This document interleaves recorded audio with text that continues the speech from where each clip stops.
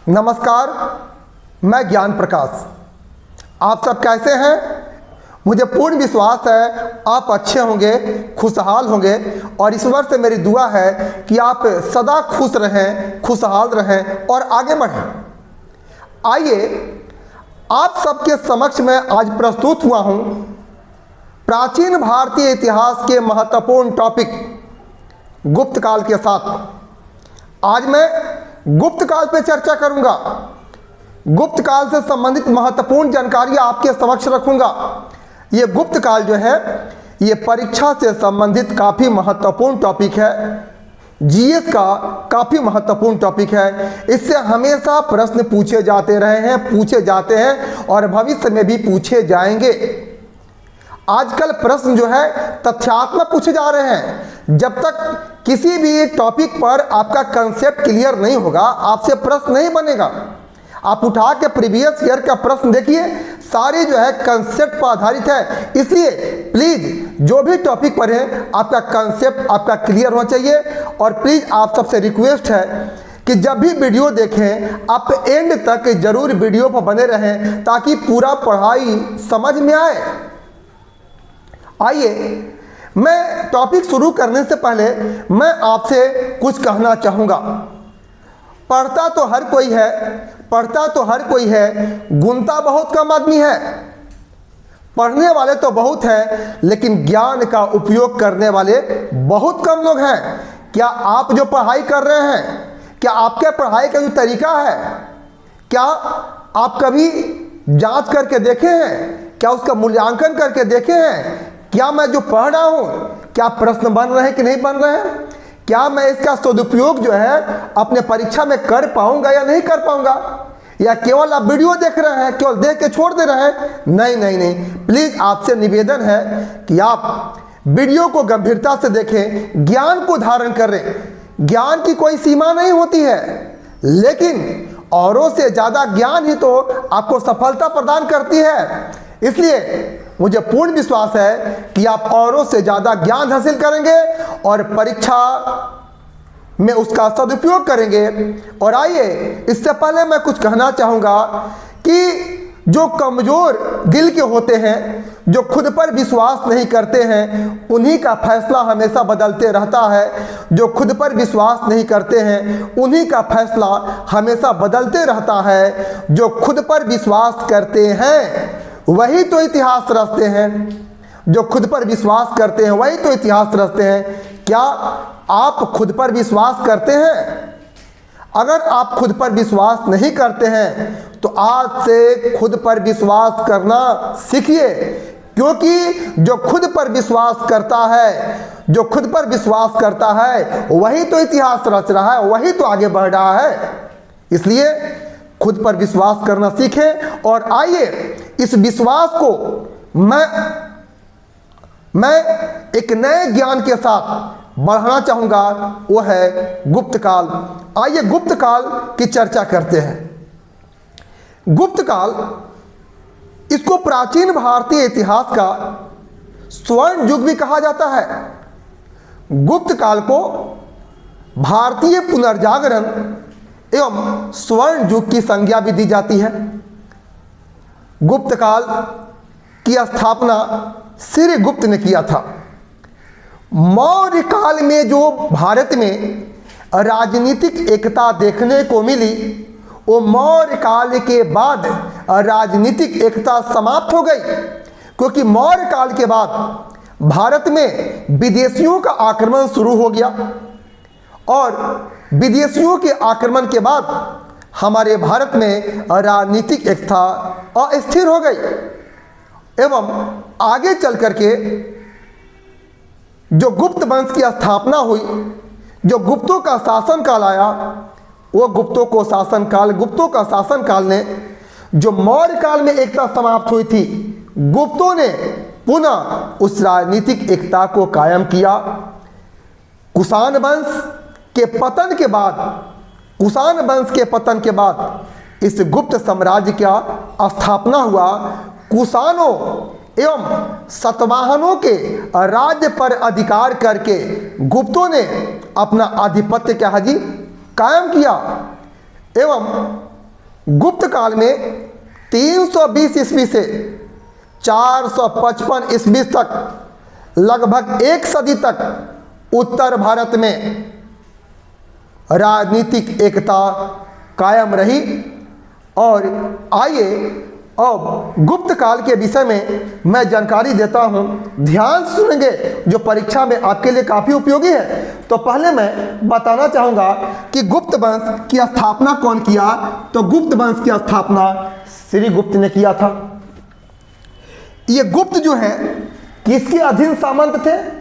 तो गुप्त जो है ये कुषाणों के अधीन क्या थे, ये सामंत थे।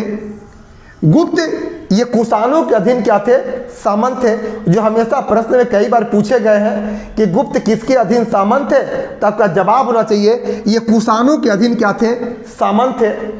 गुप्त वंश को यानी गुप्त काल को भारतीय पुनर्जागरण का काल भी कहा जाता है एवं इसे स्वर्ण युग की संज्ञा भी दी जाती है। एवं गुप्त काल को श्रेष्ठ कवियों का काल भी कहा जाता है। गुप्त काल को श्रेष्ठ कवियों का काल भी कहा जाता है। और इसी गुप्त काल का कवि कौन था, कालिदास। और आप सभी को पता होगा कि इस कालिदास को जो है भारत का शेक्सपियर भी कहा जाता है। गुप्त काल को श्रेष्ठ कवियों का काल भी कहा जाता है। और उसी गुप्त काल का प्रमुख कवि कौन था, कालिदास। और कालिदास को भारत का शेक्सपियर कहा जाता है। अब आइए, गुप्त काल को संस्कृत साहित्य का स्वर्ण युग भी कहा जाता है। गुप्त काल को संस्कृत साहित्य का स्वर्ण युग भी कहा जाता है, क्योंकि गुप्त काल में संस्कृत साहित्य का सर्वाधिक विकास हुआ, जिसके चलते गुप्त काल को संस्कृत साहित्य का स्वर्ण युग कहा जाता है। लेकिन मैं आपको यहाँ पे एक जानकारी देना चाहूँगा कि अकबर के शासनकाल को आपको हिंदी साहित्य का स्वर्ण युग कहा जाता है। अगर कोई पूछे कि हिंदी साहित्य का स्वर्ण युग किसके शासनकाल को कहा जाता है, तो जो है आपको अकबर के शासनकाल को हिंदी साहित्य का स्वर्ण युग कहा जाता है। तो आप सभी को ये याद हो गया होगा कि गुप्त वंश की स्थापना श्री गुप्त ने किया था। गुप्त काल को भारतीय पुनर्जागरण का काल कहा जाता है। गुप्त काल को प्राचीन भारतीय इतिहास का स्वर्ण युग भी कहा जाता है। गुप्त काल को श्रेष्ठ कवियों का काल भी कहा जाता है। ऐसे ही गुप्त काल का प्रमुख कवि कौन था, कालिदास। और उस कालिदास को भारत का शेक्सपियर भी कहा जाता है। गुप्त काल को संस्कृत साहित्य का स्वर्ण युग भी कहा जाता है, क्योंकि गुप्त काल में ही संस्कृत साहित्य का सर्वाधिक विकास हुआ। एवं हिंदी साहित्य का स्वर्ण युग अकबर के शासनकाल को कहा जाता है। आप सभी को याद हो गया होगा एवं समझ में भी आ गया होगा। अब आपको मैं बताऊंगा कि गुप्त शासकों का सही क्रम, जो गुप्त शासक थे उनका सही क्रम क्या था। और आइए अब देखते हैं गुप्त शासकों का सही क्रम। परीक्षा में शासकों का सही क्रम उठा के पूछ देता है, इसलिए आपको जो भी आप वंश पढ़ रहे हैं उसके शासकों का सही क्रम आपको दिमाग में रखना होगा। आइए देखते हैं गुप्त शासकों का सही क्रम। तो पहला गुप्त वंश का शासक कौन था, श्रीगुप्त था। कौन था, श्रीगुप्त था। और श्रीगुप्त का जो काल था ये 240 से 280 ईस्वी था। ऐसी श्रीगुप्त ने गुप्त वंश की स्थापना की। अब आइए, श्रीगुप्त का उत्तराधिकारी कौन हुआ। तो श्रीगुप्त का उत्तराधिकारी घटोत्कच आपका गुप्त हुआ। श्रीगुप्त का उत्तराधिकारी घटोत्कच जो है गुप्त हुआ। और घटोत्कच गुप्त का काल है 280 से 319 ईस्वी। मैं आपको जानकारी दूंगा कि श्रीगुप्त एवं घटोत्कच ये दोनों स्वतंत्र शासक नहीं थे। श्रीगुप्त एवं घटोत्कच जो थे ये दोनों आपके स्वतंत्र शासक क्या थे, नहीं थे। अब आइए, घटोत्कच के बाद शासक बनता है गुप्त शासक चंद्रगुप्त प्रथम। इस चंद्रगुप्त प्रथम को गुप्त वंश का वास्तविक संस्थापक कहा जाता है। अगर परीक्षा में पूछता है कि गुप्त वंश का वास्तविक संस्थापक कौन हुआ, तो आपका आंसर होना चाहिए चंद्रगुप्त प्रथम। आइए, अब चंद्रगुप्त प्रथम जो था, इसका काल था 319 से 350 ईस्वी। यह गुप्त वंश का वास्तविक क्या था, संस्थापक था।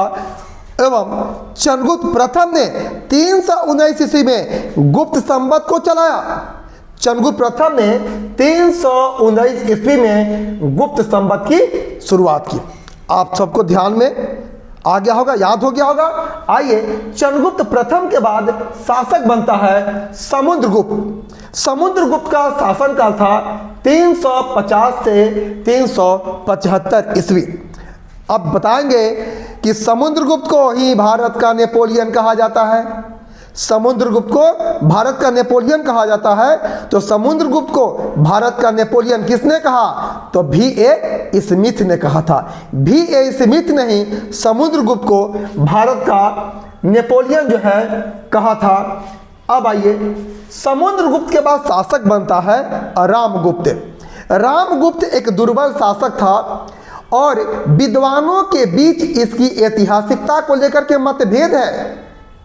बहुत मतभेद है कि समुद्रगुप्त के बाद उसका उत्तराधिकारी रामगुप्त हुआ कि नहीं हुआ, इसमें मतभेद है। लेकिन कहीं कहीं है कि समुद्रगुप्त के बाद जो है रामगुप्त शासक बनता है और रामगुप्त की हत्या चंद्रगुप्त द्वितीय ने कर दिया।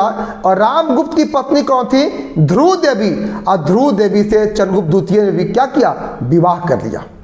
अब आइए, रामगुप्त के बाद शासक बनता है चंद्रगुप्त द्वितीय। ऐसे चंद्रगुप्त द्वितीय ने विक्रमादित्य की उपाधि को धारण किया। हमेशा क्वेश्चन पूछता है कि गुप्त वंश का कौन सा शासक था जो विक्रमादित्य की उपाधि को धारण किया, तो आपका जवाब होना चाहिए चंद्रगुप्त द्वितीय। मैं यहाँ पर रुक करके थोड़ी एक महत्वपूर्ण जानकारी दूंगा। हमारे भारतीय इतिहास में कुल 14 विक्रमादित्य राजाओं का उल्लेख है।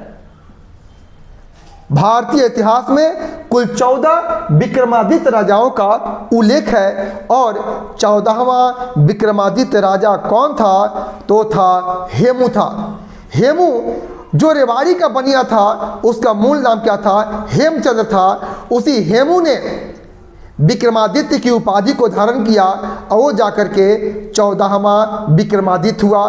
तो गुप्त वंश का शासक चंद्रगुप्त द्वितीय जो था, उसने विक्रमादित्य की उपाधि को धारण किया। एवं चंद्रगुप्त द्वितीय विक्रमादित्य का काल था 375 से 415 ईस्वी।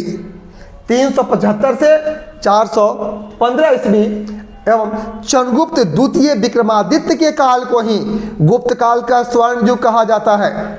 चंद्रगुप्त द्वितीय विक्रमादित्य के काल को ही गुप्त काल का स्वर्ण युग कहा जाता है।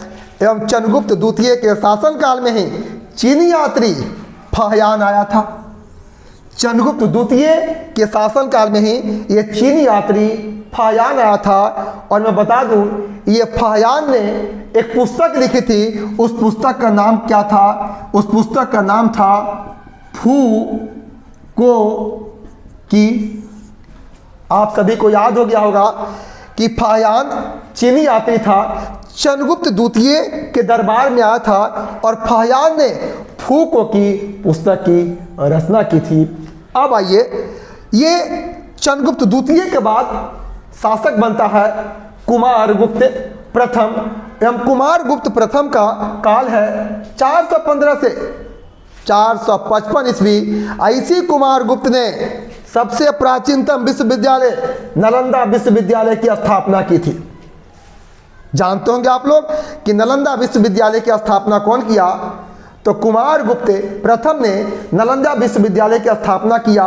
और उस नालंदा विश्वविद्यालय में बौद्ध धर्म के महायान शाखा की शिक्षा दी जाती थी। हमेशा प्रश्न पूछता है कि नालंदा विश्वविद्यालय में किसकी शिक्षा दी जाती थी, तो बौद्ध धर्म और बौद्ध धर्म में भी महायान शाखा की शिक्षा दी जाती थी और नालंदा विश्वविद्यालय को कहा जाता है ऑक्सफोर्ड ऑफ महायान बुद्धा।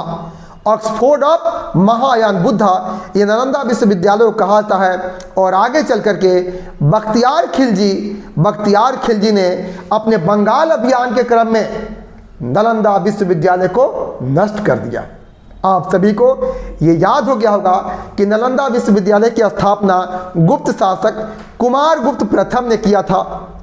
नालंदा विश्वविद्यालय में बौद्ध धर्म के महायान शाखा की शिक्षा दी जाती थी और नालंदा विश्वविद्यालय को बख्तियार खिलजी ने अपने बंगाल अभियान के क्रम में इसे नष्ट कर दिया था और नालंदा विश्वविद्यालय को ऑक्सफोर्ड ऑफ महायान बुद्धा कहा जाता है। अब आइए, कुमारगुप्त के बाद शासक बनता है स्कंदगुप्त। कुमारगुप्त के प्रथम के बाद शासक कौन बनता है? स्कंदगुप्त बनता है। एवं स्कंदगुप्त का काल था 455 से 467 ईस्वी। 455 से 467 ईस्वी ये स्कंदगुप्त का शासनकाल था। और स्कंदगुप्त के शासनकाल की सबसे महत्वपूर्ण विशेषता है मध्य एशिया की बर्बर जाति हूणों का आक्रमण। मध्य एशियाई बर्बर जाति हूणों का आक्रमण किसके शासनकाल में हुआ? तो स्कंदगुप्त के शासनकाल में हुआ था। और हमेशा प्रश्न पूछता है कि हूणों के आक्रमण को किस गुप्त शासक ने विफल कर दिया था? तब का जवाब होना चाहिए स्कंदगुप्त। स्कंदगुप्त ने हूणों के आक्रमण को विफल कर दिया था। यानी हूणों का जब आक्रमण हुआ था उस समय गुप्त वंश का शासक कौन था? स्कंदगुप्त था। यानी स्कंदगुप्त ये गुप्त वंश का अंतिम प्रमुख शासक था। ये आपके गुप्त वंश के शासकों के सही क्रम हुए। अब मैं आपको जानकारी दूंगा जो भी गुप्त शासक थे वो गुप्त शासकों ने कौन कौन सी उपाधि धारण की। यानी गुप्त शासक और उनकी उपाधियां परीक्षा में हमेशा पूछ देगा। गुप्त शासकों का नाम दे देगा, उनके सामने उपाधि दे देगा। आप मैच कीजिए, आप जानिएगा तब तो मैच करेंगे। आइए अब देखते हैं गुप्त शासक एवं उनकी उपाधियां। ध्यान से सुनेंगे, देखेंगे। तो श्रीगुप्त जो था इसने महाराज एवं आदिराज की उपाधि को धारण किया। श्रीगुप्त ने महाराज एवं आदिराज की उपाधि को धारण किया। श्रीगुप्त के बाद जो शासक हुआ घटोत्कच ने महाराज की उपाधि को धारण किया। चंद्रगुप्त जो प्रथम था, चंद्रगुप्त प्रथम ने महाराजाधिराज की उपाधि को धारण किया। कई बार ये प्रश्न पूछे हुए हैं कि गुप्त वंश का वो कौन सा शासक था जो महाराजाधिराज की उपाधि को धारण किया? तब का जवाब होना चाहिए चंद्रगुप्त क्या था जी? प्रथम था। अब आइए समुद्रगुप्त। तो समुद्रगुप्त जो था ये पराक्रमांक एवं श्री विक्रम की उपाधि को धारण किया। समुद्रगुप्त पराक्रमांक एवं श्री विक्रम की उपाधि को धारण किया। चंद्रगुप्त द्वितीय जो था इसने विक्रमादित्य एवं विक्रमांक की उपाधि को धारण किया। चंद्रगुप्त द्वितीय जो था वो विक्रमादित्य एवं विक्रमांक की उपाधि को धारण किया। अब आगे आइए, कुमारगुप्त जो प्रथम था ये कुमारगुप्त प्रथम ने महेंद्रादित्य एवं शुक्रादित्य की उपाधि को धारण किया। कुमारगुप्त प्रथम जो था वो महेंद्रादित्य एवं शुक्रादित्य की उपाधि को धारण किया। अब आइए स्कंदगुप्त। तो स्कंदगुप्त जो था ये क्रमादित्य की उपाधि को धारण किया एवं ये भी जो है शुक्रादित्य की उपाधि को धारण किया। स्कंदगुप्त ने क्रमादित्य एवं शुक्रादित्य की उपाधि को धारण किया। आप सभी को पूरा शासक, इनकी उपाधि ध्यान में रखना होगा। परीक्षा में प्रश्न इसी तरह के पूछे जा रहे हैं। शासक का नाम दे देगा, उपाधि दे देगा, ये कौन सही सुमेल नहीं है, इसको मैच कीजिए। जब पूरा शासक और इनकी उपाधि आपको याद होगा तभी प्रश्न पूछे जाएंगे। अब आइए, जो गुप्त शासक थे तो ये गुप्तों की उत्पत्ति कहां से हुई, इनका ये कौन थे? तो गुप्तों की उत्पत्ति को लेकर के विभिन्न विद्वानों में क्या था, मत है। लेकिन गुप्त शासकों के उत्पत्ति के संबंध में विभिन्न विद्वानों के बीच क्या जी मतभेद है। आइए कुछ प्रमुख आपके विद्वान हैं, इतिहासकार हैं, उनके अनुसार गुप्त कौन थे हम जानते हैं। परीक्षा में उठा के पूछ देता है, 4-5 विद्वानों का नाम दे देगा और उनके अनुसार गुप्त कौन थे, मैच कीजिए, मिलाइए, आप जानेंगे तब तो प्रश्न बनेगा। आइए ध्यान से देखते हैं गुप्त शासकों के उत्पत्ति के संबंध में आपका विचार। तो काशी प्रसाद जायसवाल एक विद्वान है, तो काशी प्रसाद जायसवाल कहते हैं का गुप्त क्या थे, ये जाट आपके जाति के थे। काशी प्रसाद जायसवाल के अनुसार गुप्त जाट आपके जाति के थे। अगला ये गौरी शंकर ओझा है, गौरी शंकर ओझा के अनुसार गुप्त क्या थे, क्षत्रिय थे। आगे है राय चौधरी, तो राय चौधरी कहते हैं क्या गुप्त क्या थे, ब्राह्मण थे। और आगे आइए एक एलन एम अल्तेकर जैसे विद्वान हैं, एलन एम अल्तेकर जैसे विद्वान हैं, ये कहते हैं गुप्त कौन थे, ये वैश्य थे। लेकिन अधिकांश विद्वानों का मत है, एक सर्वमान्य विचार है, और अधिकांश विद्वानों के मत को जानते हुए कहा गया कि गुप्त क्या थे, ये वैश्य थे। क्योंकि अधिकांश विद्वानों का मत है कि गुप्त क्या है, गुप्त क्या थे, ये वैश्य थे। ये हुआ गुप्त शासकों के उत्पत्ति के संबंध में विभिन्न विद्वानों का विचार है।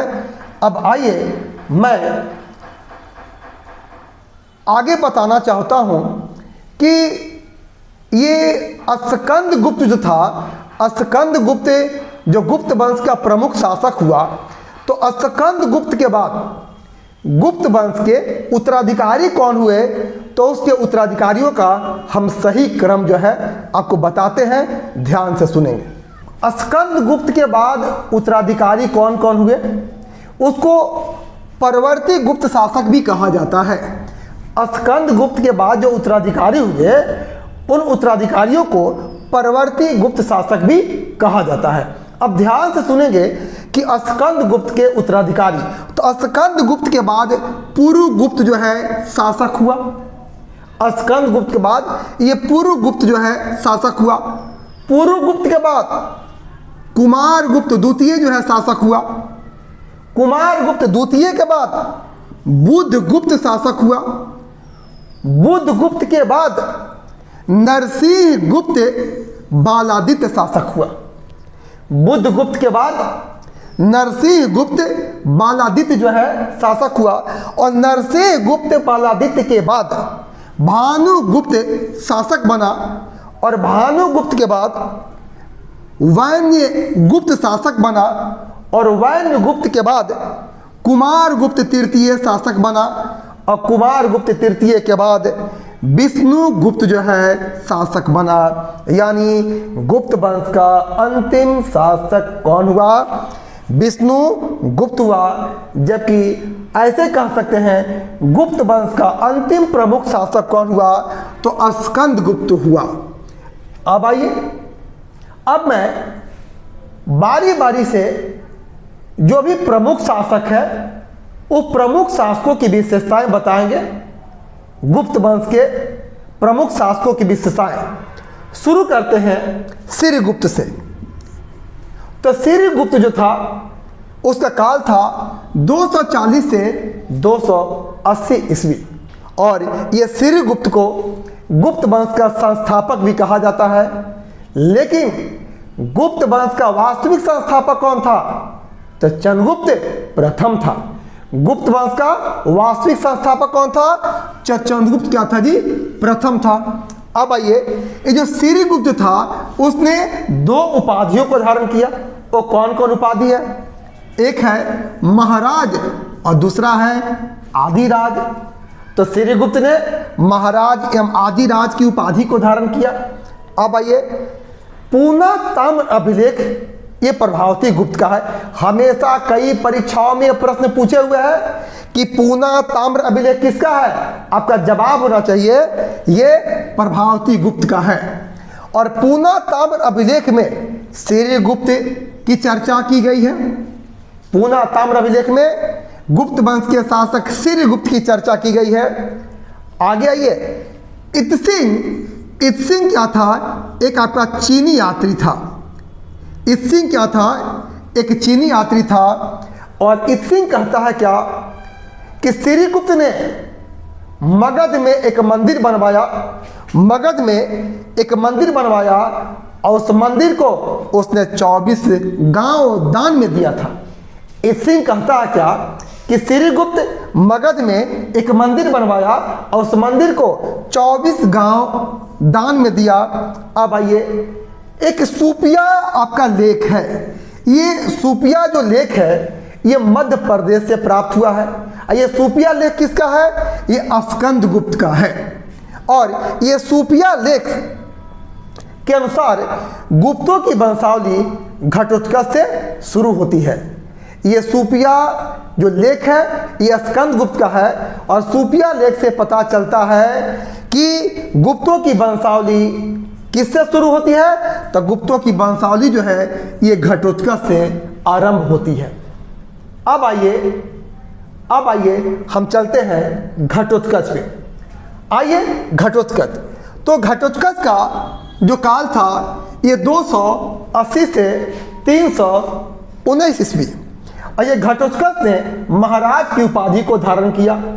और ये घटोत्कच जो था ये सिरगुप्त का उत्तराधिकारी बना। घटोत्कच सिरगुप्त का उत्तराधिकारी बना।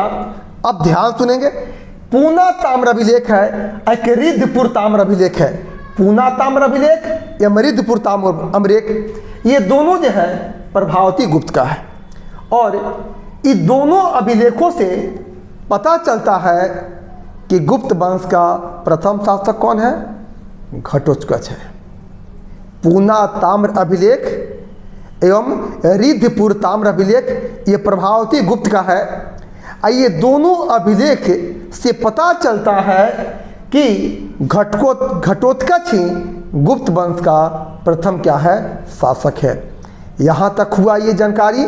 और आगे मैं वीडियो में चंद्रगुप्त प्रथम के विषय में जानकारी लेकर के आऊँगा।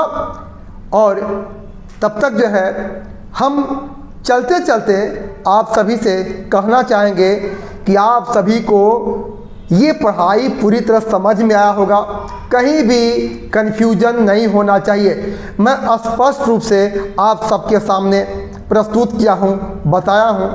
और चलते चलते मैं कहना चाहूँगा प्लीज़ आप इस टॉपिक को समझना है तो एंड तक वीडियो ज़रूर देखें। अगर चैनल को सब्सक्राइब नहीं किए हैं तो ज़रूर करें इसे और कमेंट बॉक्स में कमेंट करें, लाइक करें। मेरी शुभकामना आप सबके साथ है। मैं आपके उज्जवल भविष्य एवं बेहतर भविष्य की शुभकामना देता हूँ। बहुत बहुत धन्यवाद।